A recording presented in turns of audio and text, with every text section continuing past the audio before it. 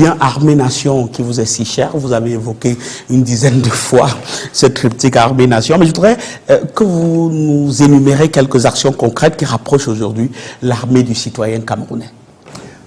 Il y a beaucoup de points, j'espère que pas quelques-uns, mais qui sont spécifiques, caractéristiques qu'il y a déjà au niveau de la santé.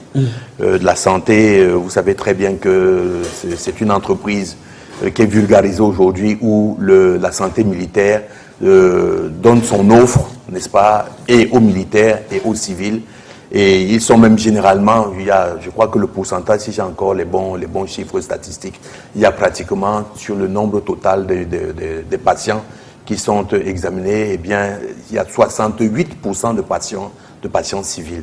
Ouais, c'est une bonne action au niveau de la santé publique. Et il faut qu'on continue d'aider les officiers, les médecins vont en stage, en spécialisation et tout. Et moi, j'ai souvent visité les hôpitaux militaires et vous allez voir que c'est bondé de personnel civil. Et vous avez des patients qui disent, écoutez, nous on est bien ici, on est bien traités, on ne savait pas que les militaires étaient si doux. Ça, c'est un très bon témoignage de l'armée-nation. Eh bien, il y a également les travaux d'infrastructure dans lesquels le génie militaire peut intervenir.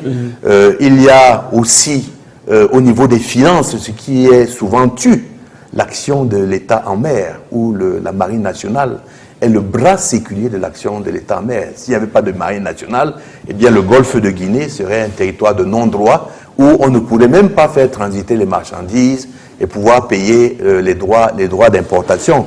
Il y a l'assistance en cas de catastrophe. Vous voyez ce que les sapeurs-pompiers font en ce moment. Et je dois vous dire que ce corps vient d'acquérir par le biais de la coopération et aussi par la volonté politique, beaucoup de véhicules d'incendie. Et vous allez voir très prochainement que tout le Cameroun sera Parce que ces incendies, ça... Vous avez vu leur défilé, c'était assez impressionnant. Voilà.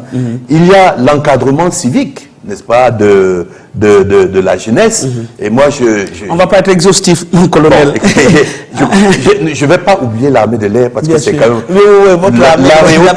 l'aérotransport, la contribution, n'est-ce pas, dans l'aviation civile, l'aérotransport, lorsque les avions sont en technique opérationnelle, et il y a des zones qui sont enclavées, par exemple, lorsque les élections vont se dérouler, c'est généralement les hélicoptères de l'armée de l'air qui vont distribuer le matériel électoral. Alors, on a vu dans le défilé